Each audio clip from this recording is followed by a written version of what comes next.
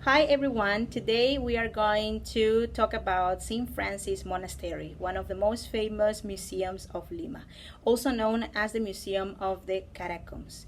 In this virtual description of the inside of this museum, I will take you virtually into its highlights and hopefully convince you to come to visit this place when you visit Lima. I hope you enjoyed this video, and if you can, please leave us a comment below. Welcome again to this really nice space we have for talking about the history of Lima and the museums of Lima. Today we're going to talk about the monastery of Franciscan order in Lima City. So now let me start sharing some images I have of this museum. Okay, so now we're going to start with this lecture, and we are going to focus today in the history of the Church of the Franciscan Order here in Lima.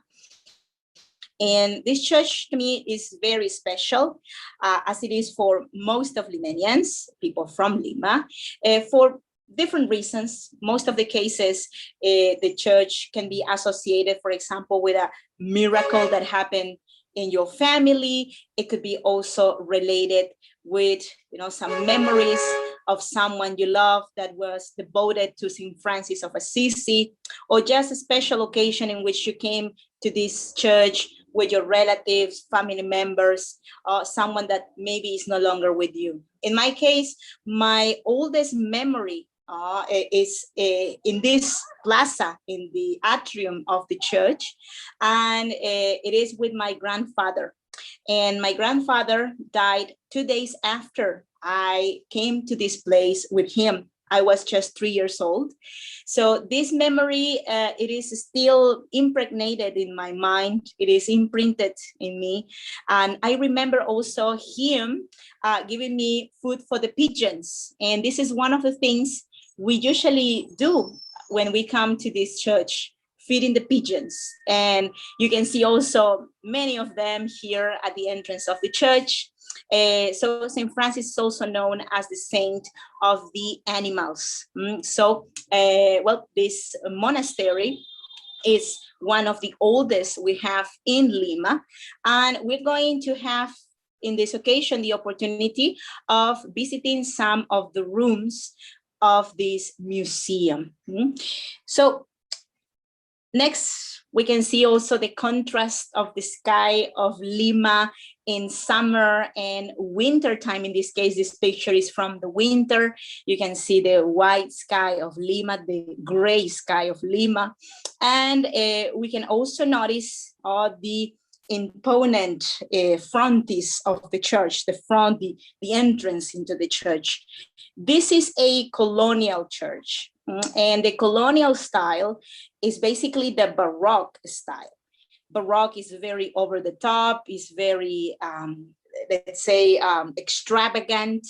And the art in the colonial times was used to transmit the faith of the conquistadors.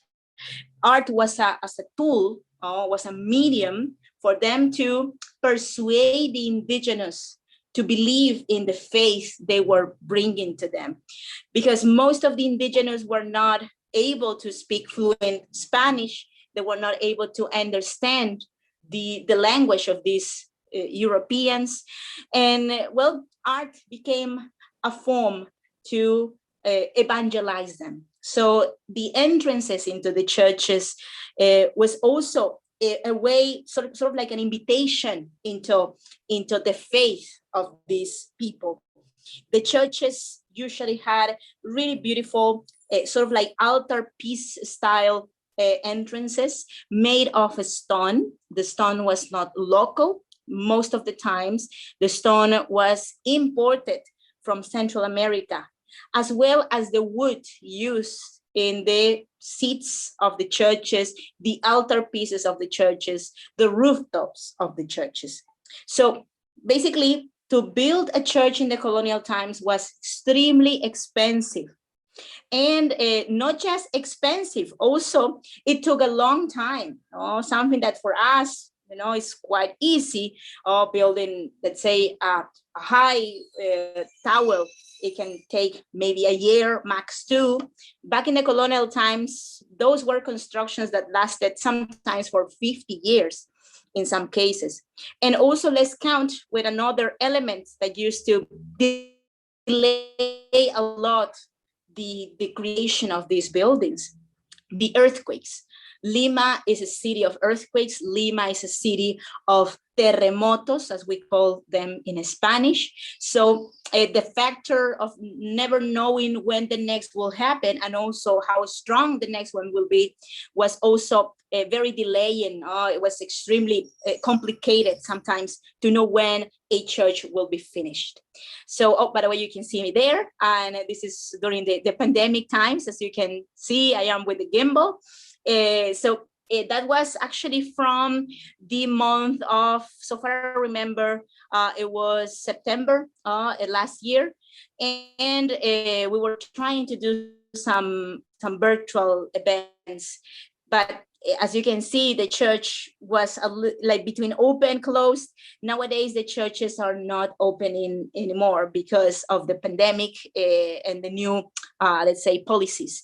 So since long, we were not able to visit a church inside. So also you can see in the other flank, let's say, of the complex of St. Francis, the entrance into the monastery or convent of the Franciscans. Nowadays, the convent is no longer basically an active school for missionaries as it used to be back in the 16th, 17th, 18th, up to the 19th century. In the 20th century, things changed quite dramatically because the decreasing of the number of monks enrolling to become Franciscans. But the house is still very big, even though we have less than 20 Franciscans living here. And this is no longer an active school of missionaries. It is more like a retirement house. So, but this is nowadays a museum. The Franciscans decided to switch, let's say, the use given to this construction and not letting it die as many other monasteries have eventually have had to come to a sudden death because they are no longer monks. This is nowadays a museum. And also some information about the proportions, the size, the dimensions of this church, of the Church of the Franciscans. By the way, you can notice that we have a church, but also we have a museum located in the monastery, in the convent, let's say. And we have also 2 side chapels or little churches. So we are talking about a complex, not just one building. So notice the dimensions. This is a really high construction, 30 meters high. The highest building in Peru is located in Lima, in San Isidro district, and is the tower of the Westin Hotel. The Westin Hotel has 120 meters high. So it's a really, really big construction. So this colonial building from the 17th century is 30 meters high and also 26 meters wide. So quite big frontage, quite elevated, quite high, especially in a city with earthquakes. So, but also there's another interesting element here besides the decorative element in the front, beside the height of the church, is also the material that conforms this construction. The material is adobe or mud bricks. So basically a combination of mud bricks, wood, bamboo, cane is what creates such huge building. Why adobe? Why mud? Well, this material is extremely flexible, and during earthquakes, we need flexibility because the walls shake a lot. So it is necessary to now, even nowadays, continue using this technology that is not just colonial, it's pre-Inca the indigenous people of Peru used to build using mud bricks, their temples, which were as high as this church, by the way. We have lots of evidences of pre-Inca constructions higher than this church. So next, we're going to continue. This is the profile of the Church of St. Francis. And also you can notice the elevation, the decoration also in every section of this church, very delicate. And we can see also the little church of the miracle, which is in this section right next to the church. Next, you can see also inside, just a little look into the inside of the church. Look at the element of the, like arches. They also add flexibility into this construction, but remember, they were made of adobe, mud bricks, right? Wood and bamboo. So they are very flexible. And here you can see the complex and how big it is. Actually, it consists in 4, let's say, separate buildings. We have the sanctuary or the little church of Our Madam of the Solitude, which is, let me show you here in this section. We have also the sanctuary or the little church of the Virgin of the Miracle over here. We have the Church of St. Francis, which is a minor basilica. And we have also the museum, where nowadays, is actually the site of the convent. The section where the monks used to live, used to sleep. So now we'll continue. And also there is one more important part in the circuit of the Museum of St. Francis, the Catacombs. The Catacombs are located exactly below the church, below the main church of St. Francis. So basically the Catacombs consist in many passages located under the church that were used as a cemetery. So the Church of St. Francis and the Museum of the Franciscans is usually famous, not because of the art, not because of the carvings, not because of the paintings. This place is famous because of the Catacombs, the first public cemetery of Lima. So this is the zone most people want to see when they come into the museum. The Catacombs are very famous because we have approximately 25,000 buried in this place. Oh, so let me just silent everybody. Just give me a second. Okay, I think, can you hear me well now? I hope you can hear me well. Yes. Okay. So, as I was saying, we have about 25,000 people buried in the catacombs. And this was the first public cemetery of Lima. Before the catacombs were used as the public cemetery of Lima, people could bury pretty much anywhere, like in any church of Lima. There were several churches. The Franciscans had their church, the Dominicans had the church, the Mercedarians also, the Augustinians, the Jesuits, and there was also another very important church, the Cathedral of Lima, which is located in front of the main square, right? So Lima was quite disorganized back in the colonial times in the 16th century, early 17th century, because you could be buried anywhere, but there was no order. There was no way to organize all of these burials.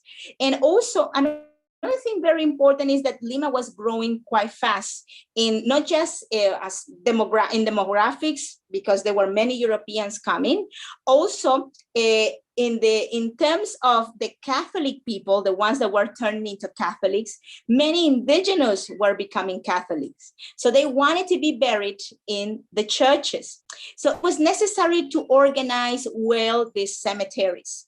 And finally, in the early 17th century, the viceroy decided to organize the city better with one cemetery. But this cemetery had to be located inside the city because Lima started to have walls of defense, because we had the attacks of pirates and corsairs very, very often in the coasts of all America, especially South America and Central America. So it was necessary to maintain the cemetery inside the city. So that's why we had a cemetery within the walls of Lima. So, let me just give you here an idea. So this is the way how the catacombs used to function. And the catacombs are these, corridors below the church where there are holes that you can also see. I'm going to be showing you some pictures of the corridors of the catacombs. In those holes, each one of the holes has approximately 4 meters, and these were pushed like just with a layer on top of limestone. So the limestone eventually dissolved the bodies, dissolved the flesh, dissolved the organs, and avoid diseases. So one of the biggest problems of Lima was the smell of the city. Lima smelled really bad, and this was the consequence of having catacombs. So that's why it was necessary to use limestone to fix a little bit the problem of the smell of the bodies in, like rotting in the city. And this is a view of the Church of St. Francis from the inside. Notice the detail of the decoration in the walls of the church. These elements you see here look very Moorish. There is a very strong Arab influence in the architecture of Lima in the period of the 17th century, especially.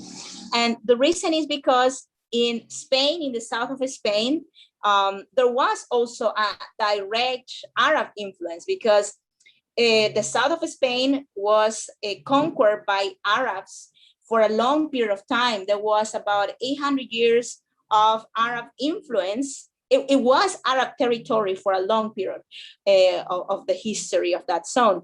And the Arabs built mosques there. And then when Spain regained those territories, of course, the mosques were so beautiful. They didn't destroy the mosques. They Christianized the mosques.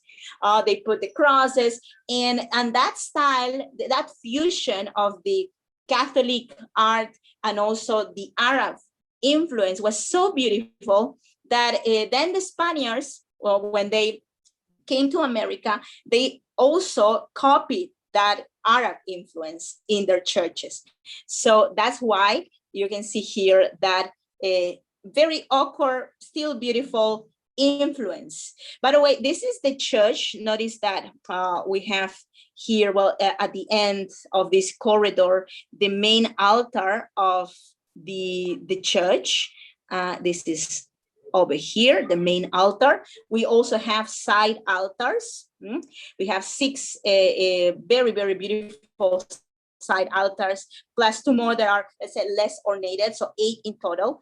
But notice also that this section here is, let's say, much lower in height than this section over here. And this is because once you get into the church, the roof is lower because on top of that roof we have the choir room.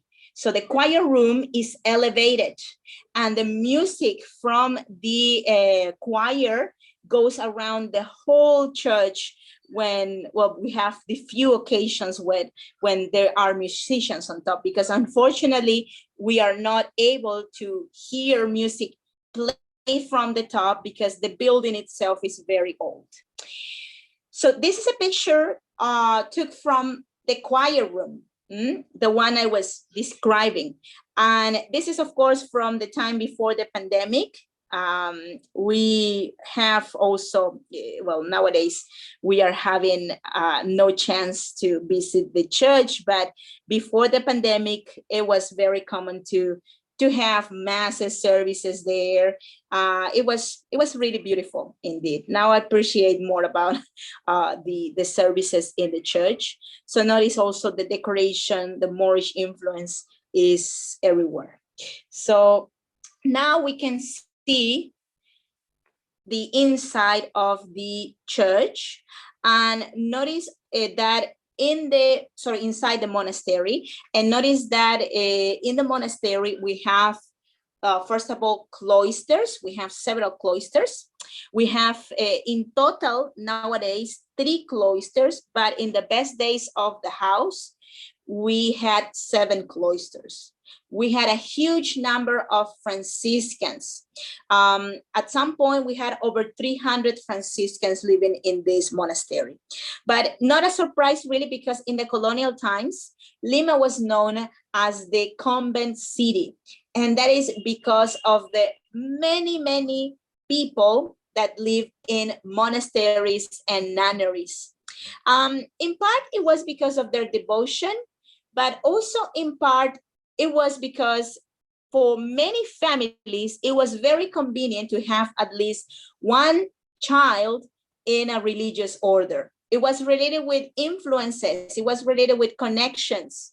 It was beneficial if you were able to have one child in a military, one child, let's say, as a lawyer, for example, that could be connected with, for example, the viceroy at some point, and also one child, one daughter in a religious order, especially if that person could reach a very high status in the church. That would be really good.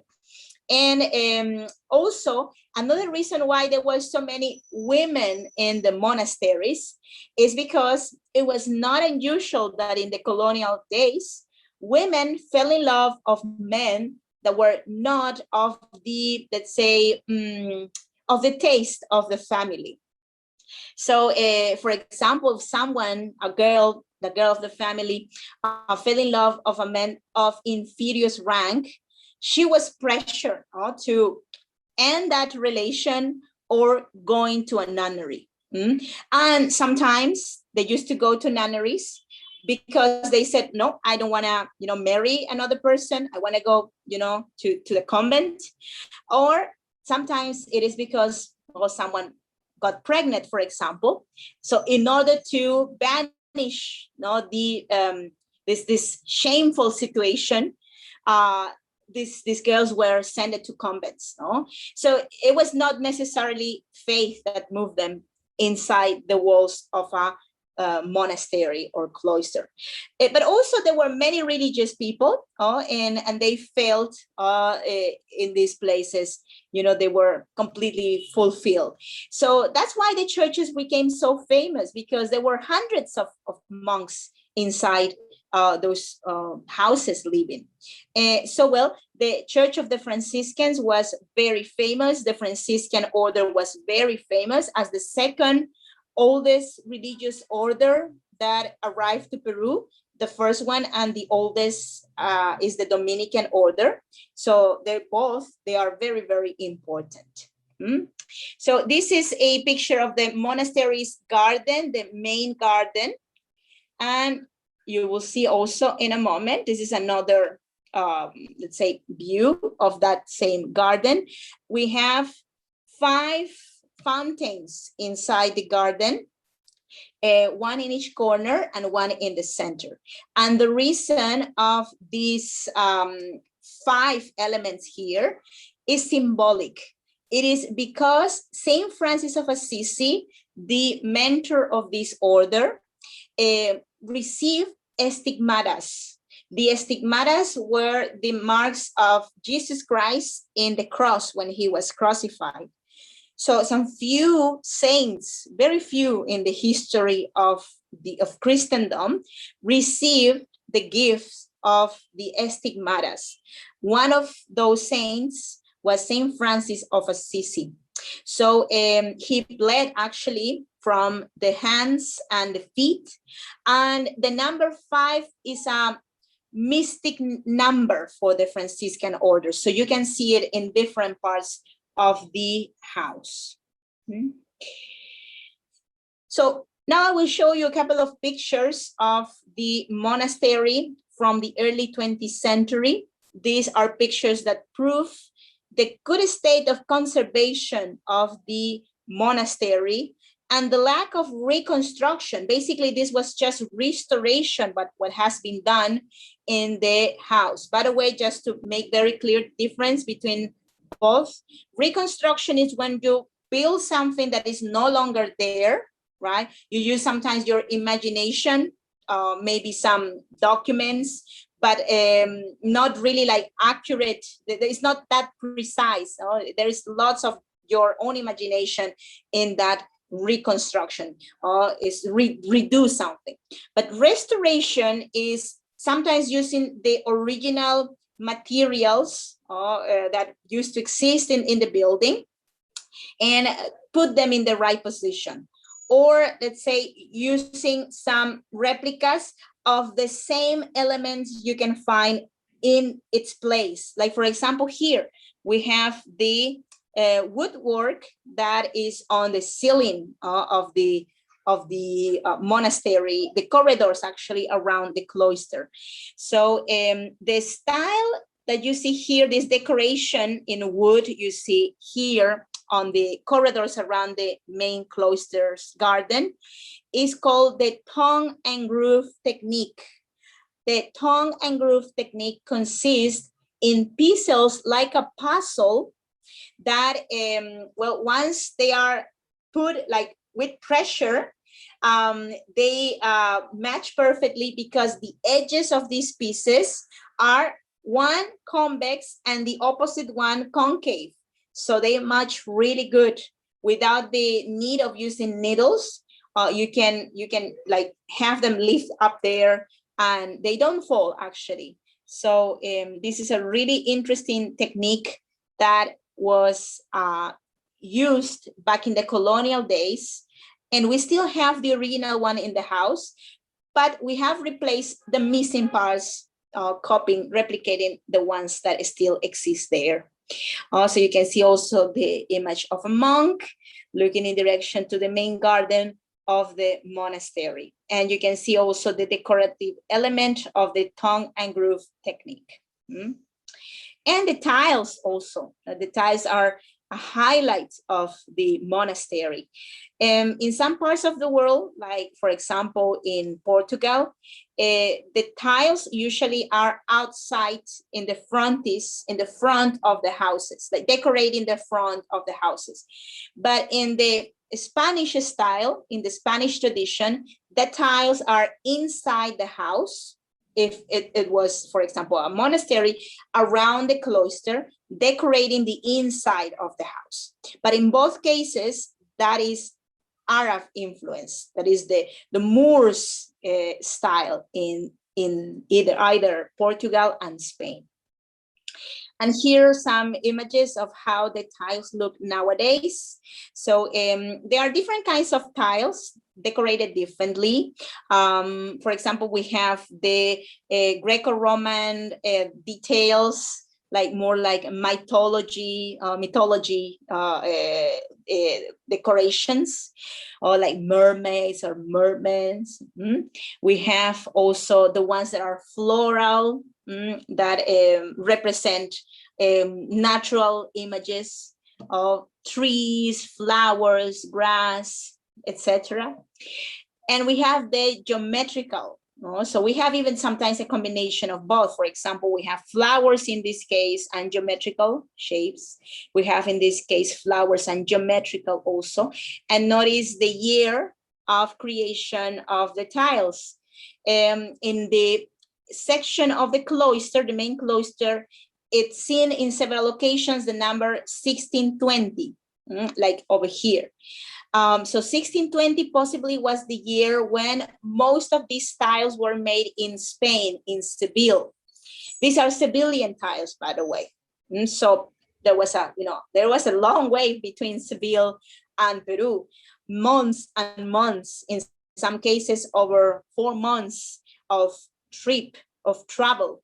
And they were not coming, of course, directly here, because they had to sail first from Spain to Tierra Firme, which nowadays is Panama. And then they had to cross in donkeys to the other side, to the Pacific. And after that, they sailed in this direction for many weeks. So that's how it took to bring not just tiles, anything, any goods from Spain. But because the tiles were so highly in demand in Lima, we have two different kinds of tiles. We have the ones that are, let's say, Sevillian, made in Spain. And we have the ones made in Lima too. We have Limanian tiles. So, of course, the ones made locally were cheaper. And also there is the fame that the Sevillian ones were of better quality or more beautiful. So the ones of Lima, for example, there is an interesting pattern that we can see, the local ones, which in this house, we don't have too many locally made, because the order had enough money and supporters to buy the original ones, right? But usually the ones that are made, let's say here, consist in a pattern. This is the difference between Sevillians and Limanians, of 6 tiles, right? So notice here. So we have a pattern that repeats constantly, but these are formed, the figures are formed by 6 elements, right? And this is a local style of tiles.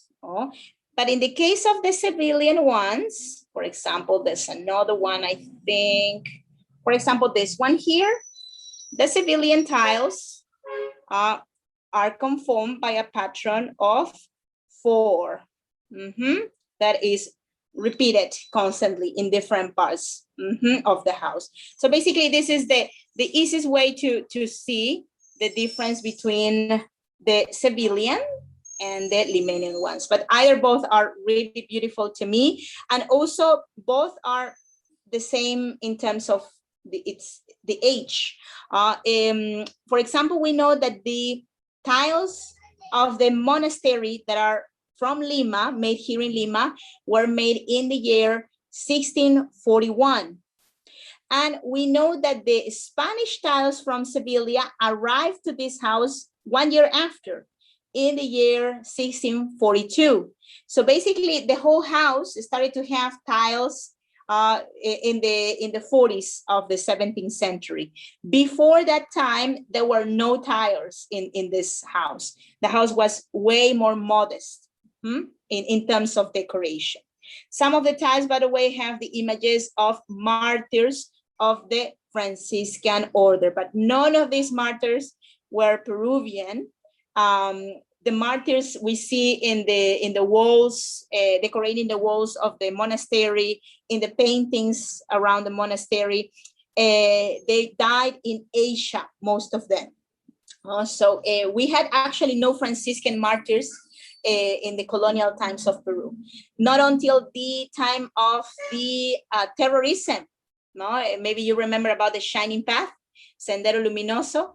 During that time, we had also many Franciscan monks going to the Andes, helping, supporting the indigenous people that were affected by the terrorists. We're talking about the 1980s. And there were 2 Franciscans that actually were Polish, that, they stand up against the terrorists, that also they didn't believe in any religion. So because of this insurrection, let's say, of these monks, the terrorists killed 2 of them, 2 Franciscans. So the only two martyrs, Franciscan martyrs, recognized that were killed here in Peru, died in the 1980s. And this is another important element, part of the circuit in the Franciscans' house, the library, the library of the Franciscans. The library of the Franciscans is a gem for them because it has a huge collection of 25,000 books. Some of these books are unique in their kind because they are manuscripts.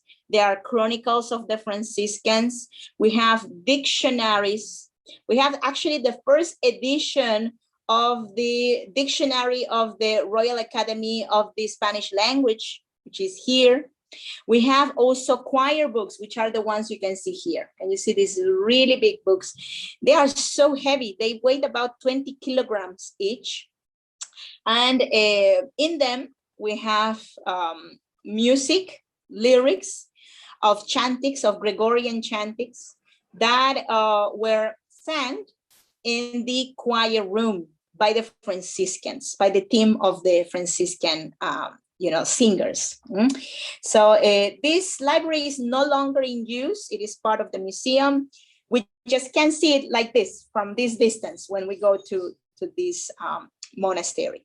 But it's still marvelous to see this place and sort of like being taken back to the 17th century. So another image of the Gregorian chantix in the books, in the choir books.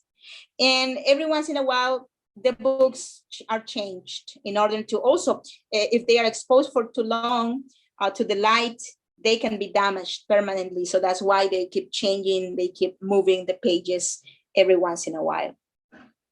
And this is the choir room. We have a nicely decorated carved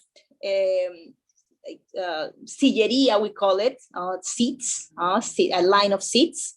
And notice also this interesting detail. We have here the seats. Let me use my pen to show you this. So you can see these seats over here, right? So when the Franciscans were standing for long singing or during some services when they had to be standing, they could use this little seat to rest. But if they needed to sit properly, they just had to bend or move towards down the seat. So this moves down and displays a regular seat. So these seats had two positions. Well, this is an interesting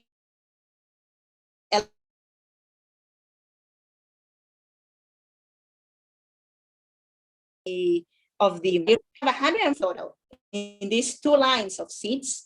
And we have also in the upper part images of saints and martyrs of the Franciscan order. And this big piece of furnishing was used to place in it the choir books. So the choir books were placed open, and this piece rotates, so it moves. And in that way, you could place 4 books, for example, at the same time. And you were not needing to, like put down the books and put another one, because 20 kilograms is really, really heavy.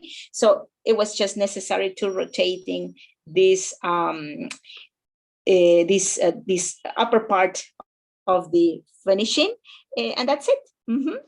So this is the choir room. But we have other rooms that are famous. This is the Capitular Room, in which the Franciscans used to litigate, used to talk about the problems of the order, used to receive important messages or let's say information from the Vatican, from Europe. So it was a place of very important meetings. And the most important part of this room is the decoration in the roof. As you can see here, it is full of colors. This was also restored. because it was at some point painted in white. So the restorers of the house could remove delicately the white layer of painting, and finally being able to see the colors of the ceiling. And this is the way how most of the house used to be decorated, if not with the tongue and groove technique, also with frescoes like the one you see here. Well, this is another very special room, and this is the room where the priest prepares before the mass. This is the sacristy, and in the sacristy, the priest change his clothes into the ones used in the mass accordingly to the event. Also in here, he prays, he meditates before the sacred moment of being in front of the body of Christ and giving communion. So you can see also the drawers in this section over here. There are several of them. And in the upper part also, we have images of saints and martyrs. So most of the decoration that is here in the sacristy and also in the choir room is from the same period. We're talking about the 17th century. That was a time of splendor, not just in this house, also in many churches of Lima. It was also a time of wealth, thanks to the gold and the silver of Peru. And that's why many of these decorative pieces are covered in gold leaf. Most of the churches of Lima used to have also lots of gold leaf, but during the time of the independence, the battles of the independence, and also after, during the time of the occupation, the Chilean occupation of Lima in the 19th century, well, we lost most of the gold leaf of the churches. It was taken away. So it is very important for the Franciscans to maintain the wealth of this house. That's why they are so picky with the pictures inside. This is also another picture of the art inside. I'm really sorry that it's not the most clear, but well, there are not so many in the internet available. This is the family tree of the Franciscan order. And let me also explain the elements here. We have over here Saint Francis of Assisi, the mentor of the order, and from his heart, which is over here, grows a tree with lots of branches. And these branches have flowers, and each flower has the image of a saint or martyr of the order. Most of the images are of men, but we also have some nuns in this upper part, in the extreme zones. But basically, most of the image is occupied by men. We have also the image of Virgin Mary, the Immaculate Conception, and also the image of God in the upper part. So this is the representation, what it represents. And by the way, this is an anonymous painting painted in Lima. And we have in a legend, which is in this section, the year of creation, 1734. So we know that is 18th century. So we'll now continue. And the house is full of art. Some of this art can be valued in millions of dollars because of its beauty, but also because its uniqueness. One of those cases is, for example, the painting we have here in this section. Let me also zoom it. So first of all, this room is the refectory. This is the dining room. This is the place where even nowadays the Franciscans gather, they meet, for example, in holidays such as Christmas time. So they still eat in this place. And at the end of this hallway of this room, we have this painting that is quite famous. This is the Last Supper. And the Last Supper, the famous Last Supper, it replicates in part the one of the famous Da Vinci, but there are elements that are very unique, that quite surprising actually for most people. First of all, let me zoom a little bit more in it. Let me just erase this, so possibly we'll see this a little bit better. Okay, so first of all, we have the image of Jesus Christ, and we have here a table that is round. This is a round table instead of the typical rectangle table. We have also the images of the apostles. We have children around, representing, let's say, innocence. Humbleness is represented by a little doggy that is running around. But also we have other elements here. For example, let me draw these elements. The cups we have here, we have a combination of the regular European cups, like this, right? And we have the Inca cups, the queros, which are pretty much this shape, right? So we have both elements here. We have also the products most consumed even nowadays in every table of Peru, the chili, the rocoto, we have some fruits. So basically we have a fusion of elements that are part of the universe of the local people, of the colonial people of the 17th century, because these people were living in a sort of like syncretism. Their beliefs were mixed, were fusioned, and the art also represented that. And now we're going to the last part of this, it's an experience in the circuit of St. Francis Church.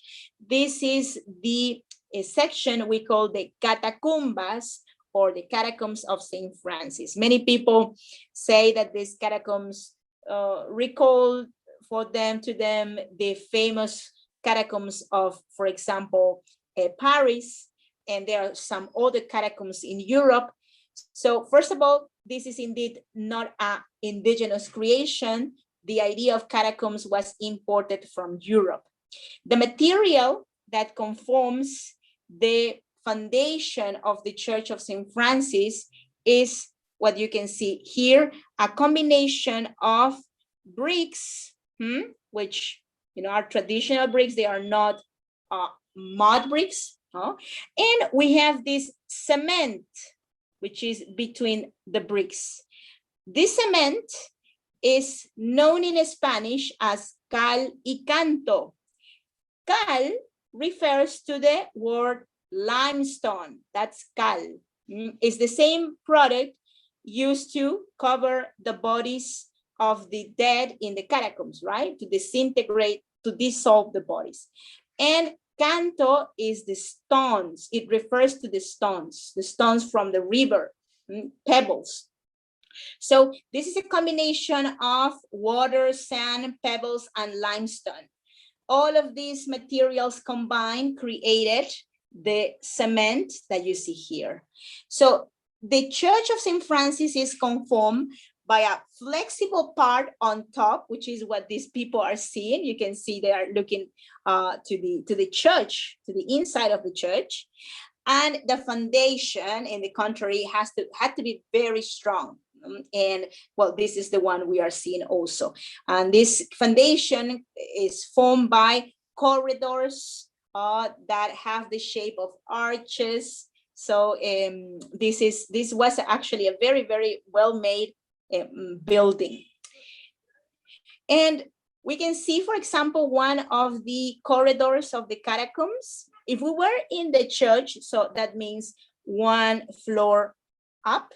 Also, if we were walking in this upper part in the church, in this section, we would be having lots of altars. So this is the zone of the altar pieces in the church. So the people that are buried here were buried below the side altars of the church. this was a really special location, right? Because the intention of being buried underneath a church was just one, going to heaven. In the pre-Hispanic times, the burial traditions were completely different. The Incas and pre-Inca cultures used to praise the mummy. They used to consider the mummies very special. They used to take care of them. They even nourished the mummies with food and let's say chicha, which was the fermented drink made of corn.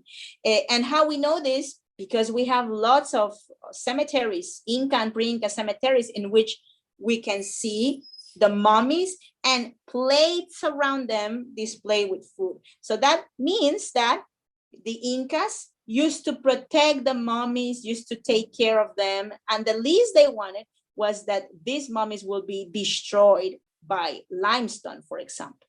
But the Spaniards had a complete different perspective about the dead, and especially about the treatment to the dead. They wanted to get rid of the dead because they were afraid of the diseases. Sometimes they put them in coffins, but in Lima, because we had a big lack of wood, Lima is located on a desert, the bodies were placed on mass graves, which are the ones you can see here, and they were covered with limestone, and that's it. And as you can also notice, there were no plaques, commemorative plaques. The names of the people buried here are no longer existing. We don't know exactly who's buried here. They are all mixed. So once again, just to remind you, the depth of these holes is 4 meters deep in total. And we have several bodies, several skulls, femurs, pretty much any bone you can imagine. Well, the only ones we don't have anymore are the small bones because they were dissolved by the limestone and the passing of the time. But the femurs are a really good indicator also of the number of people buried here. Although we were not able to count them all because there are way too many, it has been estimated since long that we have about 25,000 people, as you know already, buried here in these catacombs. The time of use of the catacombs was approximately 200 years. 200 years of use of the catacombs and an accumulation of 25,000 people. So now you can see also another section of the catacombs. Once again, notice the shape of the catacombs, arch passages. We have also lots of mass graves. And funny detail is that we see the glass, right?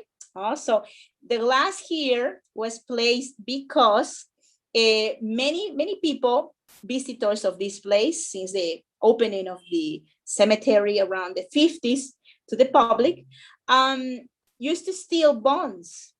So it was necessary at some point to stop this because the monastery was losing bones. And why? Really hard to know in particular, but in Lima we have so many different traditions, and in the Andes it is also very typical to venerate the dead. And sometimes, well, there are people that still have praised skulls in their houses as protectors, right? So this tradition continues in some families in Lima, but many people in the big city no longer do it. So people are quite surprised why people will be taking bones, because these are relics that can be also used to protect you, to protect your family. So this is an interesting thing, funny fact actually, because many ask me why someone will be taking bones from a cemetery. So we will now continue. And these are the bones, for example, that you can find, you can see here, the skulls especially. Notice this. This is one of the steps or staircases to the Church of St. Francis. Nowadays we have, let's say, some gates. We cannot go straight from here up to the church. but in the colonial days, this was the access into the catacombs. The different stairs that we have connection between the catacombs to the church are everywhere. Nowadays, the access to the catacombs is from behind, let's say, the sacristy, right? But in the original times, the only way to go from, the upper part, the surface, to the catacombs was first going inside the church, and after the Requiem Mass for the body was taken down to the catacombs from using those stairs. So, well, I just can imagine, that moment, when people were saying goodbye to the bodies of their beloved ones, and they were, like being taken. These bodies were taken into the cemetery. So basically, well, this is the last picture of this. Actually, there's one more. This one is the corridors of the catacombs. Notice here, for example, another staircase to the church. And finally, this one is the very last one. This accumulation of bones, look at the design, really interesting, corresponds to a particular space in the catacombs, the well. We have a very deep well, 10 meters deep, that is located very close to the entrance of the church, into the church, in the surface. So below that part, we have a very deep well, very wide, and it was designed, so far we know, by the engineers, the architects, the constructors of that colonial time, as a shock absorber. So initially it was supposed to be empty, but nowadays it is full of bones. It was not supposed to end up as a container of bones, but it happened naturally because there were so many people coming to be buried into the catacombs, and there was no space for everybody. So it was necessary to pile the bones somewhere, and it was done in this space. Also, notice this, like, shiny circular elements. Those are coins. So people throw in coins in order to have good luck. So this has turned into a wishing well. And we have lots of those wishing wells in Lima. There's another one very famous in the church of the famous Saint Rose of Lima here in the city. But that's going to be also part of another tour, of another lecture. So we are people of faith here in Lima. We are people that believe in God, in Pachamama, in the dead. We have a whole universe in our mind, and somehow all of these coexist together with no conflict. So this is one of the most interesting things about the local approach to the traditions and to the Catholic faith. So, well, I hope you enjoy this lecture. Thank you so much for your participation today.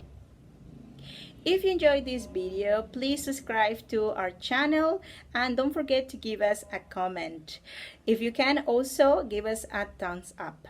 Thank you, and hopefully I'll see you soon. Bye-bye.